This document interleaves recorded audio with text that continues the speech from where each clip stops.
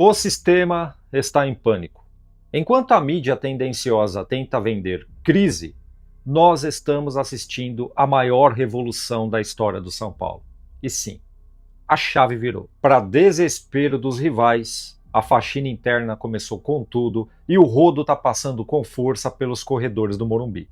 E na minha visão, tem gente muito poderosa por trás disso tudo. Esteja preparado, porque hoje eu vou jogar tudo no ventilador. E precisamos conversar muito sério sobre a polêmica que envolve o jogador Danielzinho.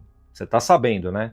Caso não esteja, fica tranquilo que eu vou entrar nesse assunto já já. Mas o assunto inicial desse vídeo aqui será sobre uma parada que eu tanto clamei aqui no canal e acabou acontecendo. O Abel Ferreira foi punido, porém, eu não concordei com essa punição. Eu achei que foi uma punição injusta.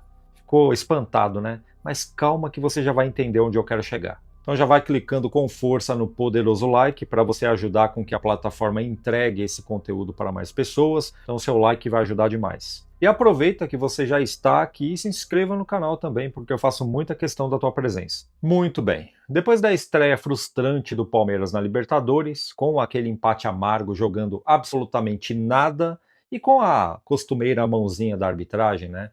Que fez vista grossa para uma entrada criminosa que o Gustavo Gomes deu no adversário. Aquilo ali era no mínimo um cartão vermelho e o VAR nem chamou, para variar. Inclusive na coletiva ele deu até uma leve elogiada no VAR. Falei sobre isso no vídeo passado, né? E o Abel estava muito carinhoso, muito tranquilo, como nunca antes visto. Mas foi só o elemento desembarcar do avião da Leila e colocar os pés cascudos em solo brasileiro, ele deu de cara com essa informação. Suspenso. Abel Ferreira pega 8 jogos de gancho. E tudo isso por 2 cartões vermelhos que ele recebeu nos jogos contra o São Paulo e Fluminense. Como diz o doutor Roberto, que é procurador do STJD, a postura é costumaz de desrespeito e ofensa às equipes de arbitragem. Eu acho que o Abel deveria ouvir um pouquinho mais a senhorita Leila Pereira. Vocês nunca vão ver a presidente do Palmeiras se escabelando, dando esses ataques histéricos. Gente, esses homens são muito histéricos, tá? Depois diz que a gente que é histérica, tá? São eles que são. Vocês nunca vão me ver reclamando de arbitragem. Não. Com todo o respeito à justiça desportiva, eu achei que 8 jogos foi injusto, tá? 8 jogos de punição só deveria ser 8 meses, no mínimo, por tudo que o Abel já fez aqui no futebol brasileiro. 8 jogos, daqui a pouco o Palmeiras recorre e cai para 2, ou para 1, ou até mesmo para nenhum. Mas de uma coisa eu tenho certeza: com ou sem punição, o Abel Ferreira não vai mudar absolutamente nada. Ele vai continuar com essa postura agressiva ali nas bordas do campo. O Abel já sacou que a maioria desses árbitros brasileiros, além de serem ruins de serviço, não tem personalidade. Então, quando ele começa a gritar, gesticular, pressionar os caras, eles acabam se perdendo na curva. E é por isso que na maioria das vezes que eles erram, acabam prejudicando o adversário do Palmeiras. Parece que não, mas isso faz parte de uma estratégia que também envolve os jogadores do Palmeiras, principalmente as lideranças. Gustavo Gomes, Vitor Roque, eles fazem muito isso também. Então está na hora de começar a punir não só o Abel, mas também os jogadores do Palmeiras. E para os palmeirenses não me chamarem de clubista, eu vou falar das punições que estão rolando no São Paulo. Só que quem está sendo punido no São Paulo é gente pesada da diretoria e que supostamente se envolveram com algum tipo de maracutaia. E eu usei a palavra supostamente a pedido do meu advogado, tudo bem? Existe uma linha bem fina e eu não posso passar para o lado de lá.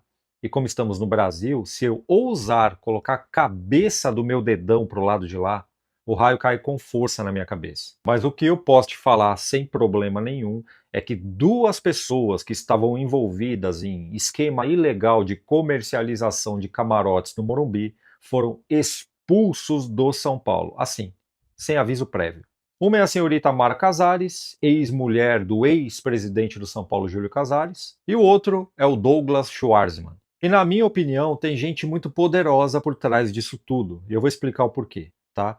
Eu não acredito que o senhor Maciz, um belo dia, resolveu acordar com a cara, a coragem e a dentadura e partiu para cima do sistema, porque o pessoal que está pulando fora são muito fortes no São Paulo. Sozinho, o senhor Miyagi Tricolor não ia fazer isso nunca. Para falar a verdade, ele não tem cara que espanta uma barata. Quem dirá bater de frente com esse sistema tricolor aí. E eu não sei se você reparou, mas toda essa revolução vem acontecendo no São Paulo desde dezembro do ano passado. E, curiosamente, dezembro do ano passado foi quando o empresário Diego Fernandes começou a circular com mais frequência pelos corredores do Morumbi. E é justamente esse empresário que tem um projeto que promete tirar o São Paulo da merda. E eu lembrei até daquele ditado: para arrumar, tem que bagunçar. E toda essa bagunça que a gente está vendo no São Paulo e sendo pintada como caos e crise no São Paulo pela mídia tendenciosa tem um sentido. Talvez seja a bagunça que antecede a arrumação. É a tal da bagunça necessária para arrumar. E eu lembro que o Diego Fernandes era tratado com desdém, tanto pela mídia quanto por alguns dirigentes do São Paulo, e a maioria desses dirigentes estão tudo pulando fora, e o acesso para ele está ficando cada vez mais livre. Já o povo da mídia e blogueiros que desdenharam das propostas dele, dizendo que era mais do mesmo, não tinha nada de interessante ali, eram coisas muito rasas e superficiais, não ia mudar nada no São Paulo, enfim. Para pensar. Você acha que esse cara ia botar manilha na mesa logo de cara? E para começo de conversa, tentar diminuir a figura de um cara como esse é maluquice. Você acha que o cara não sabe nada do que está falando? Simplesmente caiu de paraquedas e soltou pela boca a primeira coisa que veio na cabeça? O Diego Fernandes é simplesmente fundador e CEO de uma gestora global de patrimônio e carreira focada em atletas de elite, celebridades e grandes fortunas. Só para você ter ideia, dentre o menu de clientes dele tem o Neymar, Vinícius Júnior e Carlo Ancelotti. Agora, será que esse povo da imprensa que esculacha esse cara tem uma capacitação melhor e maior que ele para soltar uma solução mais eficaz? E se você não tem ideia do que ele propôs, eu vou falar sobre 2 pontos aqui, tá? Porque se eu for falar de tudo, esse vídeo vai durar 1 hora. A primeira é a tal da gestão profissional, que é aquele modo de gestão rigoroso que ele aplica nas fortunas dos clientes dele, que pelo visto funciona, que é uma beleza. E a segunda é a rede de influência, inclusive ele trabalha com isso. Ele vai usar a conexão que ele tem com grandes marcas e gente poderosa do mundo afora para atrair patrocínios globais. Bem interessante isso daí. E tem um bônus, que eu não vou nem me estender nesse assunto porque é complexo. Ele fala sobre SAF. Ele lidera um grupo de investidores árabes e europeus que estariam de olho para investir um dinheiro no São Paulo. Para quem insiste que isso não vai mudar nada e pode até atrapalhar o São Paulo, eu tenho um recado. Sabe o que não vai mudar nada e que vai atrapalhar? É continuar do jeito que está, com essa fórmula falida aí. São Paulo hoje está agarrado num pilar, mas vai chegar uma hora que não vai aguentar mais e a correnteza vai levar. E o fluxo é para baixo. E um detalhe, eu não estou cravando que o Diego Fernandes tem alguma coisa a ver diretamente com essa limpeza que está acontecendo na cúpula do São Paulo. Mas a influência dele é bem considerável. E o negócio está bem curioso. A maioria dos que podiam atrapalhar, pelo menos uma conversa dele para tentar mudar alguma coisa, estão tudo saindo. Bom, e antes de virar a página para falar sobre o caso Danielzinho, que vem intrigando a torcida do São Paulo, eu vou deixar um recado rápido aqui. Para você não perder mais nenhum jogo do seu clube do coração e também dos rivais, para você dar aquela tradicional e marota secada, que eu sei que você gosta, eu também gosto, eu te apresento o Arena Play TV, que é uma plataforma que reúne todos os canais de esportes, tem canais de filmes também, séries, desenhos, deliciosos canais religiosos e muito mais você encontra no Arena Play TV por um preço bem pequeno que cabe no teu bolso. Eu vou deixar o link do WhatsApp deles aqui no comentário fixado e por esse link aqui você ainda tem um teste grátis para você conhecer o serviço. Então não perca tempo, clica lá e conversa com eles. Bom, estão me cobrando para eu falar da situação do Danielzinho e eu não posso correr desse assunto. Todo mundo notou que o Roger Machado meio que deu um fantasma no Danielzinho, né? Sacou ele, pouco coloca ele para jogar, colocou contra o Boston River, mas no meio dos reservas. Eu quero deixar bem claro que eu estou insatisfeito com isso.